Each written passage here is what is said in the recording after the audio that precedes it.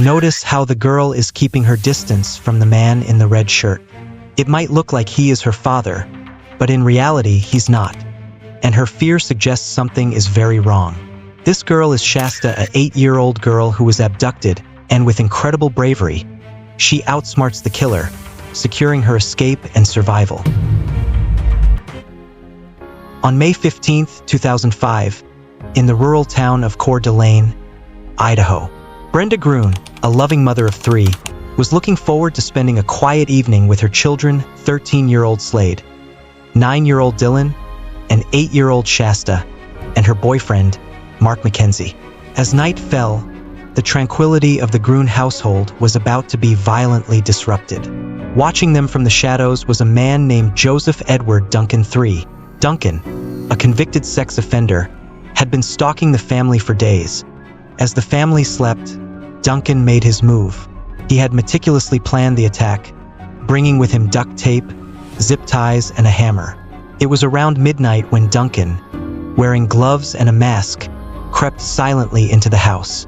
Brenda and Mark were the first to be awakened by the intruder. My stepdad Mark had said, "We don't have money," because Mark had raised his voice. He had said, "Don't raise your voice or I'm gonna shoot you in the head." That scared me a lot. But before they could react, Duncan attacked them with the hammer. The sound of the brutal assault filled the house, waking Slade, who rushed to his mother's aid. But Duncan was relentless. He struck Slade down as well, leaving all 3 to die in a pool of blood. The house, once a place of warmth and love, was now a scene of horror. But Duncan wasn't done. He turned his attention to the younger children, Dylan and Shasta, who had been awoken by the noise. Terrified and confused, the siblings were powerless against the man who had just murdered their family. Do you remember much of that night, or is it just a blur? I remember it like it was yesterday. I can't stress enough how much, someone could not forget. Duncan bound their hands and forced them out of the house, into the darkness of the night. Duncan had planned the abduction carefully. He forced Dylan and Shasta into the back of his stolen red Jeep Cherokee and drove off, leaving behind the bloodied scene. The children were in shock, their minds struggling to comprehend what had just happened. They had been ripped from their home, their family brutally taken from them, and now they were at the mercy of a madman. Duncan drove for hours, taking the children far away from their home. He knew that law enforcement would soon be on his trail, but he had no intention of being caught. His plan was to keep the children alive for as long as he could, to fulfill his twisted desires before finally disposing of them. For weeks, Duncan moved the children from one remote location to another, mostly staying in isolated campsites in Montana. The children endured unimaginable suffering during this time, both physical and psychological. Duncan tortured them, forcing them to endure his depraved acts, all while keeping them in constant fear for their lives.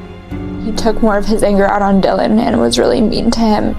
He would abuse him and then make me watch. And then if I cried, then he would abuse him worse. But through it all, Shasta showed an extraordinary resilience. Tried to comfort him, to reassure him that somehow they would survive. But as the days turned into weeks, the weight of their situation became unbearable. One of the most horrifying moments came when Duncan decided to kill Dylan. Duncan took them to a secluded campsite in the wilderness. Duncan led Dylan into the woods while Shasta was forced to watch.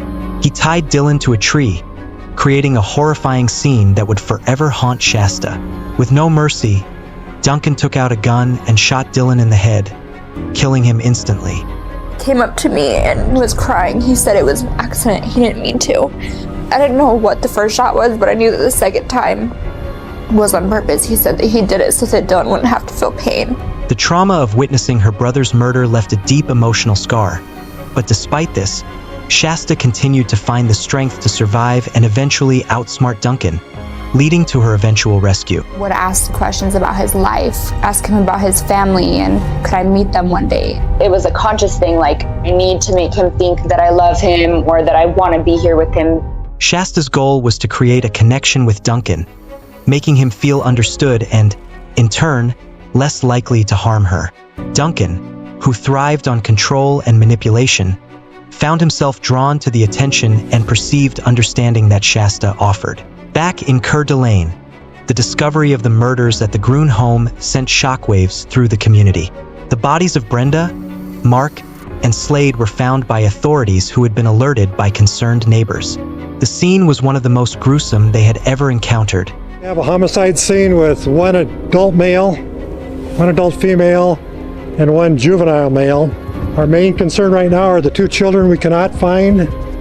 The news spread quickly, and soon the entire country was gripped by the story. The media descended upon Coeur d'Alene, turning the quiet town into a center of national attention.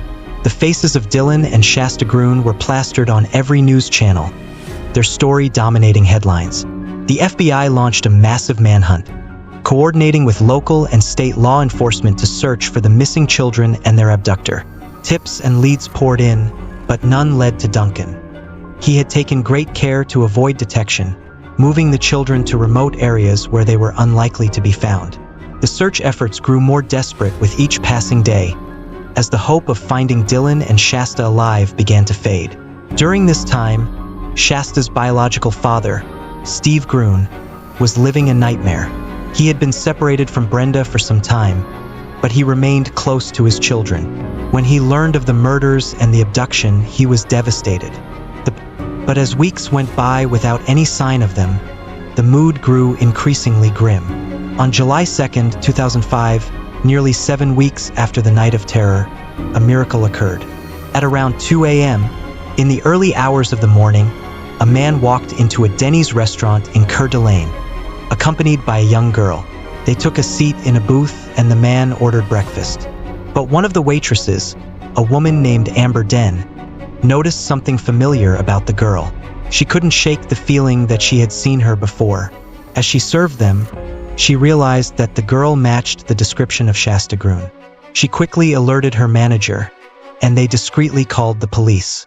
As I was walking in, I noticed that my missing persons poster was right there.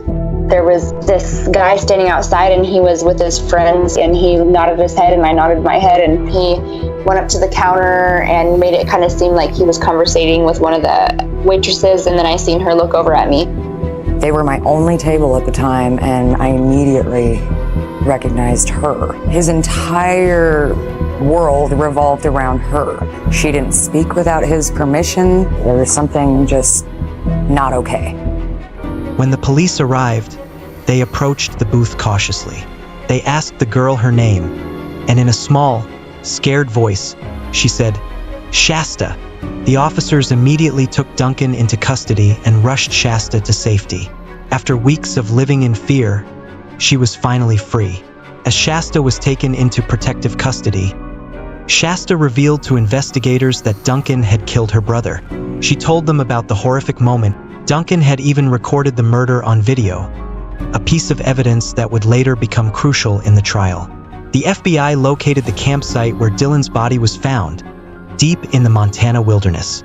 The discovery confirmed Shasta's account, and Joseph Edward Duncan III was charged with multiple counts of murder, kidnapping, and sexual assault. The evidence against him was overwhelming, and the case quickly became one of the most high-profile criminal trials in the country. The trial was an emotional ordeal for everyone involved, especially Shasta, who had to relive the horrors she had experienced. Duncan was ultimately convicted and sentenced to death. His crimes were so heinous that there was little doubt about the appropriateness of the sentence. In the years following her rescue, Shasta Groene faced the daunting task of rebuilding her life. The trauma she endured left deep emotional scars, and she struggled with the memories of what had happened. But with the support of her father, Steve Groene, and a team of therapists, she began the slow process of healing. Shasta's story touched the hearts of many, and she became a symbol of resilience and survival. Joseph Edward Duncan III remained on death row for years, but in 2021, he was diagnosed with terminal brain cancer. In March 2021, he died in prison, never having faced execution for his